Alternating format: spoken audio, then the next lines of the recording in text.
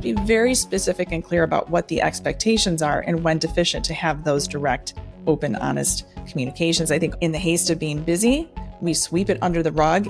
But as leaders, managers, we have to acknowledge that and not expect people just magically do exactly what we want them to do, because it doesn't usually work that way. When we delegate things to people, sometimes we're not really delegating, sometimes we're abdicating and we're just throwing, hey, you're available, and you just kind of shovel stuff on their plate. But the challenge of their role starts to become too great. It starts to exceed what their current skill set is. And that puts them into a place of anxiety and fear, and they stop performing, they become unhappy. Having that people practice, which is people first focused. This is a life-changing book for the entrepreneurs, for leaders, anyone where they have the responsibility to lead. Welcome to another special episode of Sunny's Silver Linings. Our guests today are our partners from EOS Worldwide and the authors of the book, People. Please welcome Mark O'Donnell, Visionary, Kelly Knight, President and Integrator, and CJ Dubé, Community Leader. And now, here's your host, the founder and CEO of IT by Design, Mr. Sunny Kaila. Over to you, Sunny. Hi, Mark. Hi, Kelly. Hi, CJ. Welcome to the show. Hi. Hi, Sunny. Thanks for having us. It's good to be here. Truly appreciate you joining my show today. And so excited about taking your people thinking to the MSP channel. And this conversation is so relevant to all businesses. But I do work with a lot of MSPs, and I know how important this conversation is for our channel. Mark, we're going to start with you. What inspired you to write this book? Well, as we were thinking about what we would write about, and we wanted to take a deep dive into each of the 6 key components of EOS, and Kelly and CJ and I were working together, and we said, hey, wouldn't it be amazing if we could write that book? Because we have both the internal perspective of running a company on EOS, being EOS, and CJ and I having the perspective of being implementers and inside the business at the same time. And the discovery that we've had through all these years and thousands of sessions is that about 82% of all the issues that a business experiences in the day in the life is people. Mm-hmm. It has someone's face at the bottom of that issue. And sometimes it's your own, but we just really wanted to create some clarity, encourage people to build an intentional culture that can win in any market at any time. And you just have a lot of fun going to work. And so that was really the inspiration for starting the process of writing the book. Yeah, that is so amazing. For people that probably are not familiar with EOS, is Entrepreneurial Operating System, EOS Worldwide. It allows, so for us, for IT by Design, Mark, we adopted EOS, I think it was about 2018 when we were about 100 people company. Mm-hmm. We were struggling, what you just mentioned, like, data component and other pieces. Like, how do you kind of tie everything together? And then when we read that book, Traction, one of my coach recommended that. And then it was like, oh man, yeah, now I know why I'm having this issue to scale. Right. And when we adopted that with the help of an implementer, now we are close to 1,000 people company. And, always growth challenges, always going to be there, but they are much more manageable now because we have a structure, we have a system. You talk about connective tissue and everything. So we can see things where we need to double down because the system allows us to see that. So thank you for sharing those components, because that is what I do believe that EOS delivers to a business. It's leaders, everyone, where you kind of create that connective tissue that you call it in EOS. Mm-hmm. And culture is always essential, and people component of the business is always critical. So that's a great start there. Kelly, what are your thoughts in terms of this book? Great book, by the way. Dare to build an intentional culture. People book. So what inspired Yeah. you to contribute to this book? Yeah. So, I mean, it starts with what Mark had shared, but also just my personal passion for people. It is absolutely just my heart and soul. And I realize that people are fundamentally at the core of all great businesses. Even if you're in a technology business or MSPs, you still have at least one person in a row. And so it's putting the energy, and what we talk a lot about in the book is about love.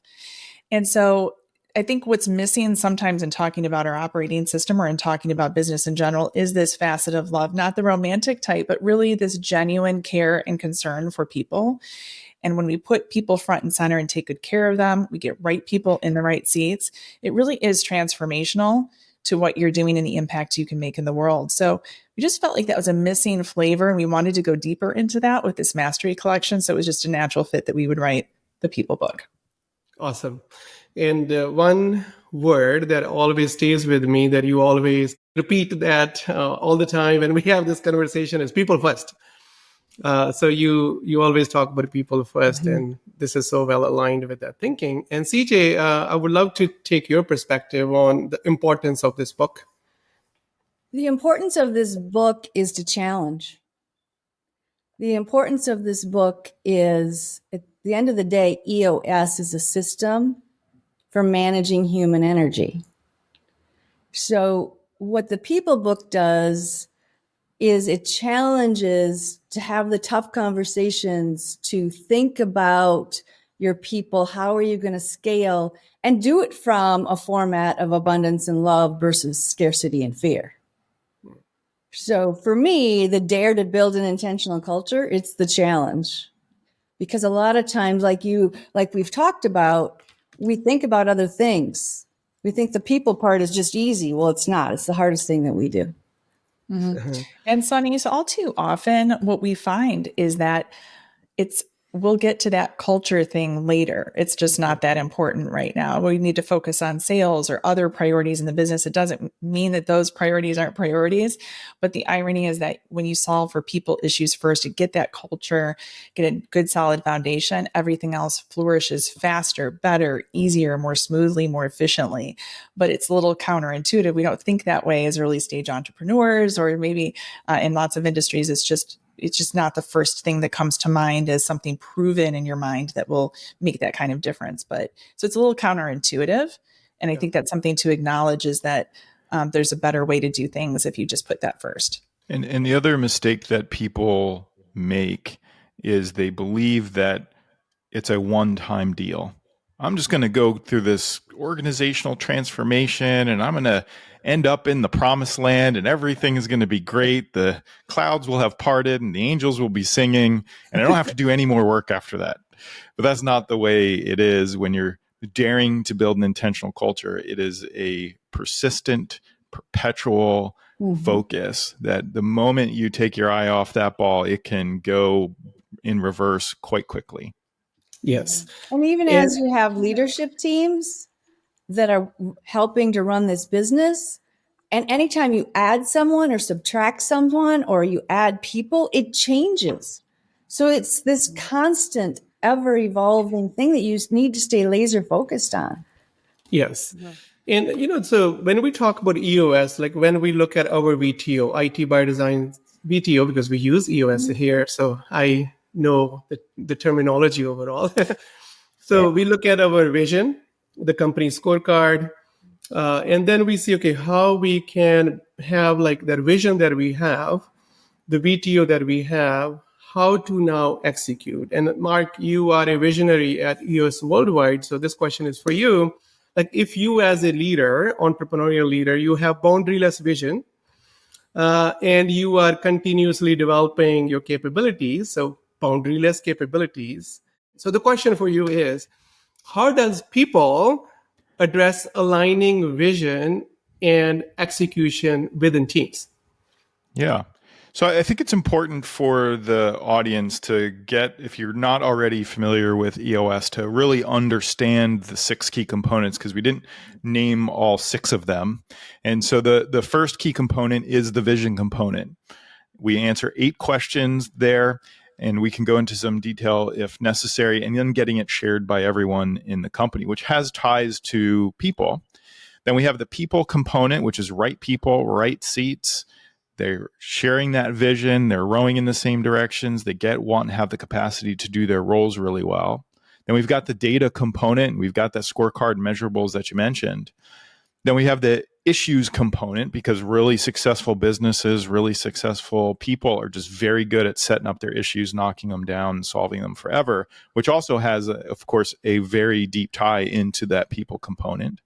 Then we've got the process component, which is just documenting your core processes and getting them followed by every person in your company.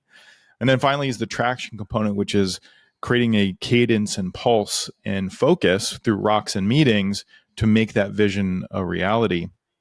So those are the 6 key components. And as the saying goes, really vision without traction is merely hallucination. And so when you think about number one, you mentioned capabilities of your people. If they're not, that complete system is not in place, your vision is just a little dream that you've put down on a piece of paper, and you're very unlikely to execute on it. And that's really why 96% of all strategic plans go unexecuted, because they didn't think about the capabilities necessary to execute on that.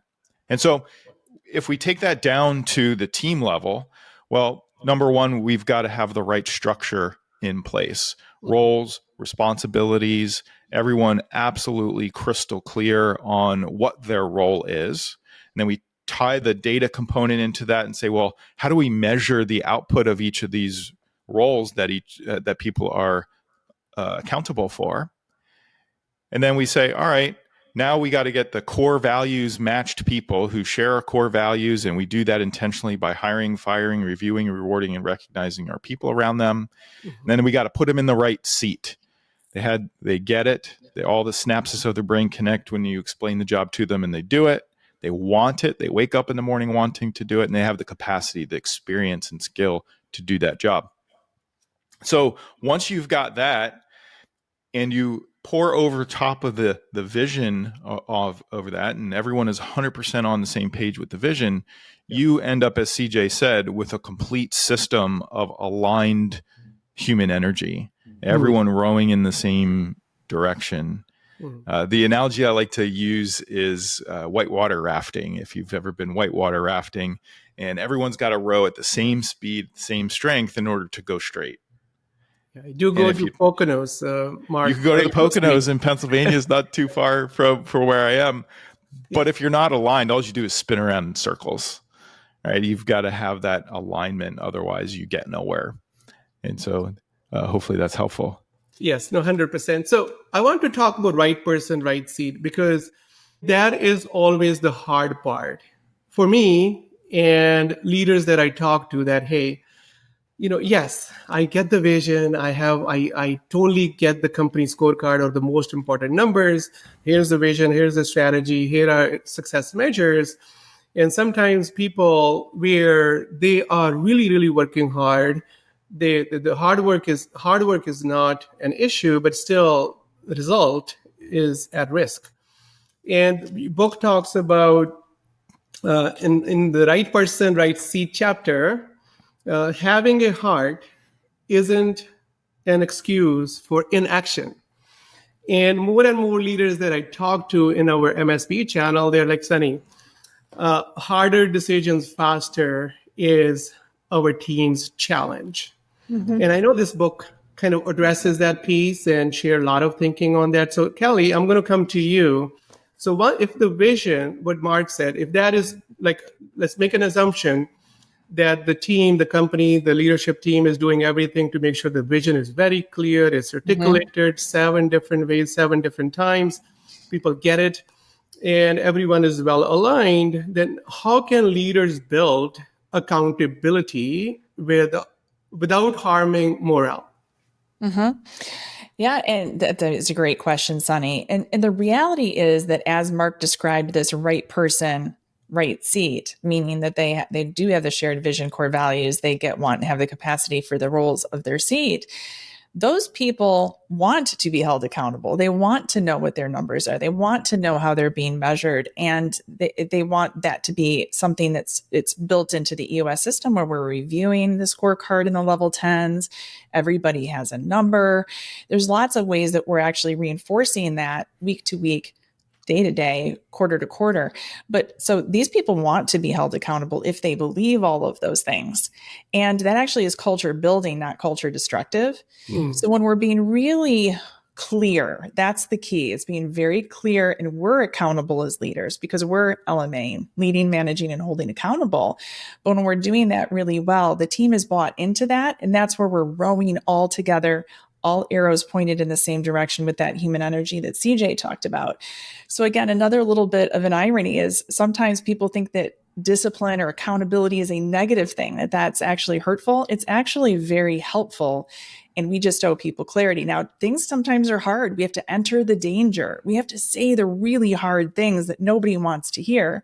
Famous line from Gino Wickman that he shared with me. I don't know that it's ever posted anywhere publicly, but he said to me once, Kelly, you owe people clarity, not what they want to hear. And that is probably one of the hardest things to do with consistency over and over again, is that. Consistency to communicate, like speaking straight there, that like the knowing the reality and then being able to articulate that reality with empathy. That's what I'm hearing. But I'm going to stay here for a quick minute because this topic is really, really where a lot of leaders struggle. Especially in the MSP space, a lot of people, when they're good in technical skills, they're performing really, really well. They normally get promoted to leadership positions without having proper training, without having proper overall how to lead. And then sometimes when you are promoted to one level, then you need to get promoted to another level. It's not the same in terms of your skill set or what you need to know. The way we look at this is like we all need a license to drive. Why not a license to lead? And the point is, People Book is not only, I see it transforming businesses, it can transform people's lives. Because when leaders don't know how to lead or don't know how to address accountability challenges, they impact a lot of people in a negative way. So if this can be implemented in a business, it can create that culture, that environment, which is conducive to psychological safety, to a lot of other things where if you are not in the right seat, you can still, as a leader, move the person to a different seat without impacting that person's confidence, without impacting that person in a negative way. So I want to stay here a little bit, Kelly. So the question there is, what's your advice to people leaders, when they are struggling with a team member who is not able to deliver on the result, or accountability in terms of result is at risk? What are the best practices for leaders to deal with those positions or those seats? Right. So one of the things that I do and we do at EOS is being very specific using stories or examples. So if someone is, as an example, if we talk about the get it, the want it, and the capacity, let's say that the capacity to do the roles that are required of a particular seat, there's some things that are lacking. It's really important as you're having a conversation with someone who you believe is deficient in whatever they're doing, whether it's number based or otherwise, is to bring stories and examples of what you're seeing that is not fully delivering on their commitment. Because when we take a seat, we're committing to that. And so if you can bring clarity of those examples, it's one way to help people see, rather than being more generic. We'd like you to deliver better results. Well, what does that mean exactly? Just be very specific and clear about what the expectations are, and when deficient, to have those direct, open, honest communications. I think all too often, in the haste of being busy, we sweep it under the rug and it just goes too far without really slowing down to have these really informative conversations and back and forth together. And sometimes it's just simply asking, here's my observation, help me understand what you're seeing and experiencing. And it just creates this engaging conversation back and forth that's less about finger pointing, but just really trying to get to the root issue of what might be happening. So oftentimes those conversations are very revealing. You can find gold, and maybe there's other things happening in different parts of the business that are contributing to those results. It's really just about getting to the root of those issues. So still appreciating the person and what they're doing well, but also being able to articulate reality of the situation, and then giving them kind of a way forward, like how they can transform a result That's right. that needs to be transformed. That's right. And putting timetables on it is important, right? So when we're going through, whether it's the scorecard or whether it's at a quarterly conversation where we're going through the people analyzer, what we call a tool called the 555, which you can find at eosworldwide.com for a free download, or eos1.com. And you can check out our software too to see some of these tools. But, it's just really important that it's not left open-ended. There should be a set of mutual expectations when we're checking in with things that may be deficient on what we're expecting next week, next month, next quarter. And again, that level of specificity is just really helpful. And then confirming that they've heard you, having them mirror back what they thought they heard, so that when you're leaving that conversation, there's nothing left to the imagination. It's, again, very, very clear. Yeah, that is so awesome. Thank you. Thank you for sharing that. GWC is the answer. The get it, want it, and the capacity. Because if you kind of really look at things that way, then it's like you're being there for that person if they're struggling with the result, or they don't have the capacity, or overall their strengths are not aligned with what the activities that they are doing. They are in pain. Result is in pain. So there is no positive outcome that can come out of that. That's right. And Sunny, if I could just put just a pin in something that you said, because I thought it was so interesting about, people who are great practitioners or technically very good at something, and they get put into management positions and up they go. But I've prevented a lot of people from getting into management for one real question or one statement, which is, do you love the good, the bad, and the ugly of people? Mm-hmm. And most people say, oh, they kind of cringe and like, I don't know about that. That does not sound like me. And that's really the litmus test for whether you should become a manager or not, because it is sometimes very brutal and ugly and hard. And it's dare to build an intentional culture. So your managers and leaders have to be willing to enter the danger. Otherwise, they may be better served remaining in a great subject matter expert role that's technical, that they're amazing at. They just might probably not be a great manager if they don't love people in that way. So, yeah. So I think, Sunny, it's also important to note when we talk about GWC and we talk about these hard conversations and the courage, what we discussed in the book, we named the GWC flow channel. And really what that is thinking about someone in their seat over time. Mm-hmm. And how does a person progress? Because we often see that people are doing really, really well in their role and they're just hitting their numbers. They're happy. You're happy with the results. They're accountable. And then all of a sudden something happens where it no longer works. Mm-hmm. And we wanted to encourage people to think about the challenge skills balance. And when we delegate things to people, sometimes we're not really delegating. Sometimes we're abdicating and we're just throwing, hey, you're available. And you just kind of shovel stuff on their plate. And they accept it because they just kind of default to the yes. But the challenge of their role starts to become too great. It starts to exceed what their current skill set is. And that puts them into a place of anxiety and fear. And they stop performing. They become unhappy. And on the other reverse is that if you're not challenging them enough and that their skills outweigh the current challenge, they become really bored. And there's not much of a difference between a way a team member responds when they're in anxiety and stress and boredom. They're kind of two sides of the same coin. And I just think it's important for people to know that, as we said earlier, this is a perpetual, constant thing that takes persistent energy. Yeah. If I could add one thing. Yes, CJ. So when you're thinking about a seat and a person in that seat as the leader or as the manager of that seat, you have to think about it over time, because there are positions that take a year for someone to get up and running.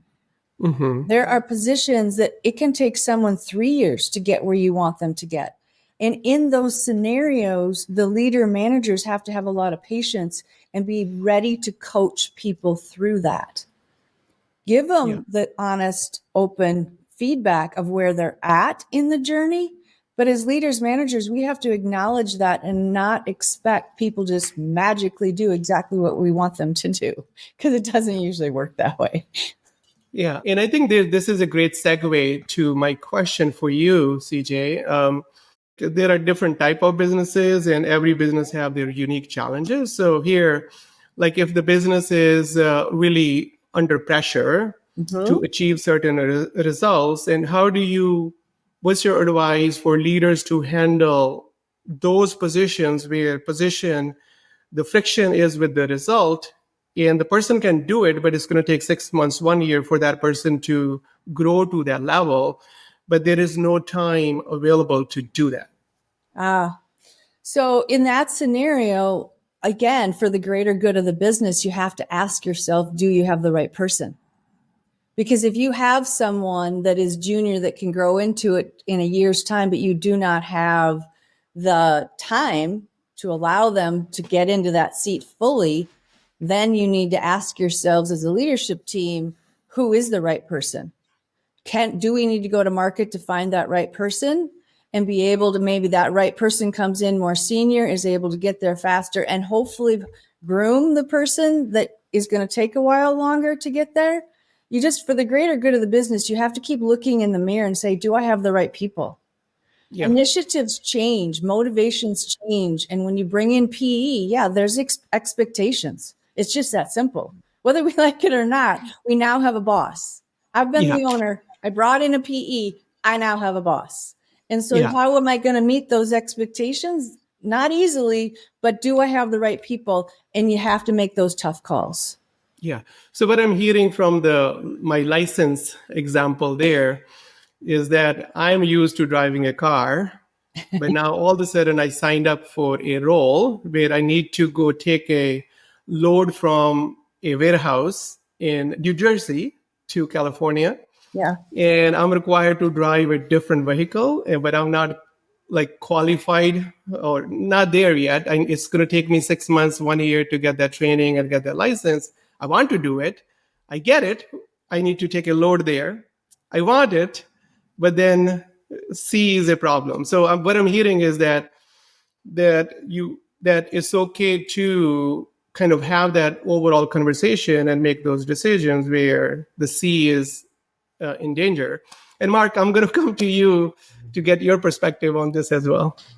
Yeah. And what comes to mind there is we say that if this is really a problem of capacity, right? Where someone, they get the job, they intellectually understand driving a car is very similar to driving a big, 18-wheeler across the country. So they get it and they might want to do it. But what we like to say is that it's going to be at least 1 to 3 years for that person to build up the capacity.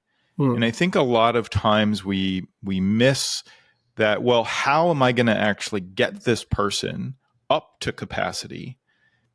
And there's, of course, the pressure of performance in a short amount of time. And if you don't have the luxury of waiting that 1 to 3 years, just as CJ said, you need to go and find the right person out of the gate to go do that. The second thing is, if you're going to be patient with that person 1 to 3 years, well, how are you going to actually train them? Are you going to send them to school? I haven't really found that to be useful. They have to be a motivated learner. When we talk about Strengths Finder, right, the 34 strengths. And so far, 100% of every EOS implementer that I've interviewed has learner in the top 10. 90% have it in the top 5.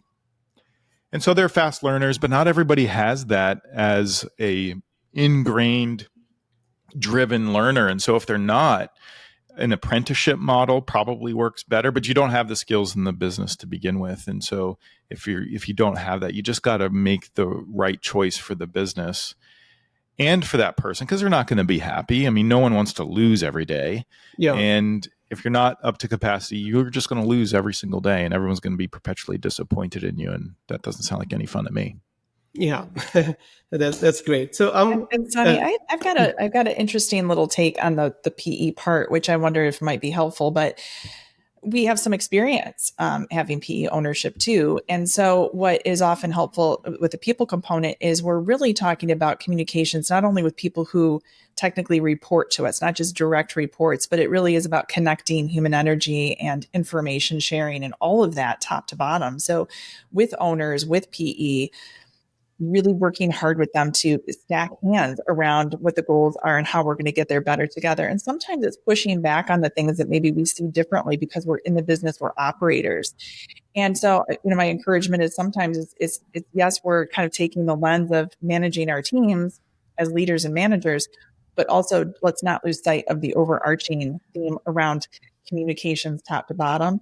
We did an exercise at one point where you realize we have 27 groups of stakeholders, not 27 people, 27 groups of stakeholders we're communicating with all the time.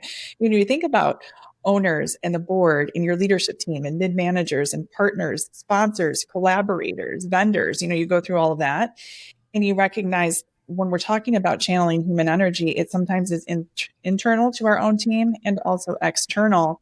And how do you do that really, really well? Yeah.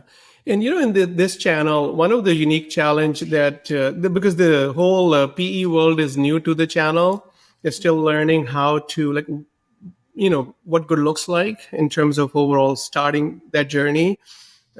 Today we are tracking about 168 platform companies in terms of IT MSPs today. And just like about 6-7 years ago, there was it was hard to find even one. And all of a sudden so it's a good thing for the channel. It's becoming a lot more vibrant. Like this channel is at the right place at the right time. That's why a lot of money is coming in, and it's not a bad thing. What normally I talk to other entrepreneurs is that not every sponsor is going to be like some experiences that people shared in the channel that we see it on Reddit. That not every sponsor. So what we share with our partners and peers is that be intentional about overall interviewing your sponsors in the beginning before you take that route, before you take money, because there are a lot of PE companies where they do put people first. And they do understand that culture is important to build that cash confidence. Sure. And culture is first.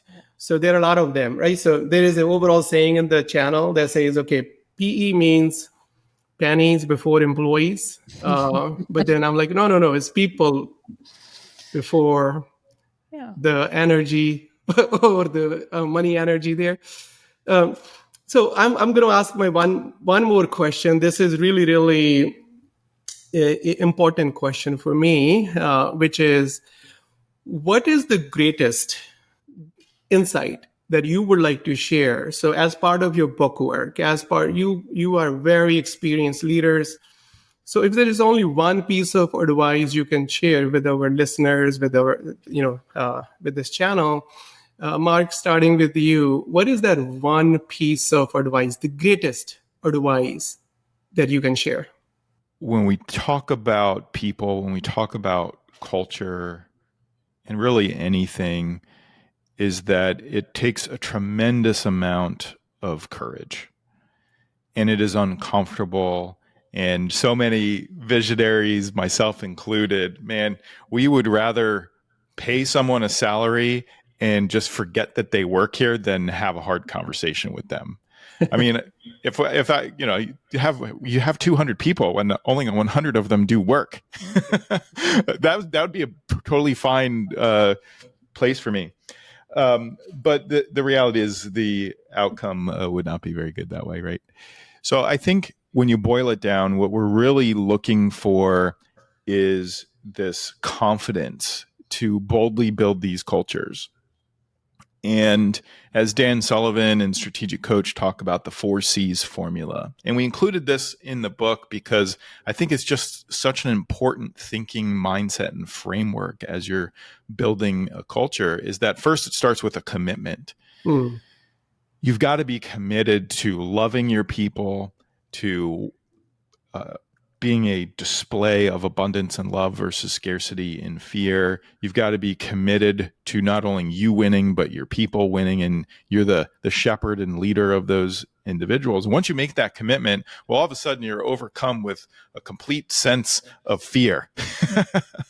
And you have to pass through that period of courage.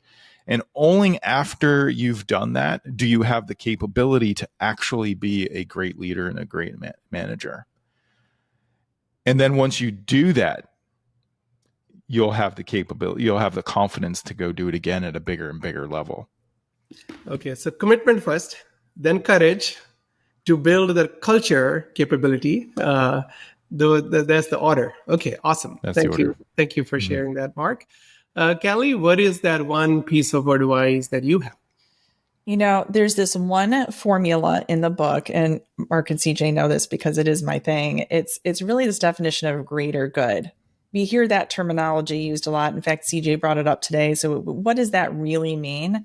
Greater good equals what we say every word of the VTO. The VTO is a 2-page business plan, very simplified. Every word of that matters. Mark will even say even the punctuation. It's that important that everything that you say in your core values and your core target and your marketing strategy and everything that's in those 8 questions is in your VTO is so important, and we should obsess about that. So greater good equals that multiplied by genuine care and concern, otherwise known as love.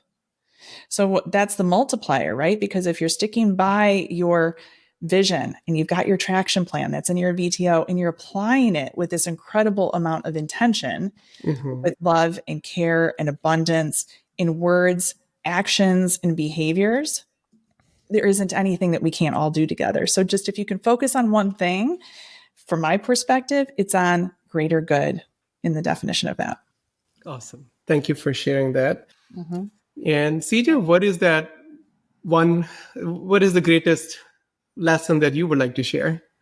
Well, they both took both of mine. But if you really think about this, for me, it is courageous. It's one, but you have to feel this courageousness in your heart. So one of the things that I say often is get out of your head and get into your heart. To be a really great leader, a really great manager that wants and expects accountability, you've got to be able to communicate. So communicating is the VTO, right? That's the 2-page business plan. Are we following it? Are we being intentional with all of our tools, all the things that it takes every day, every week, every month to be a great leader, to be a great manager? And sometimes that is having those tough conversations.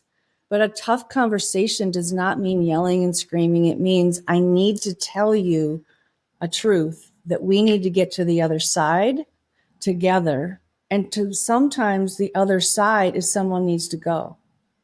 And we have to start there, right?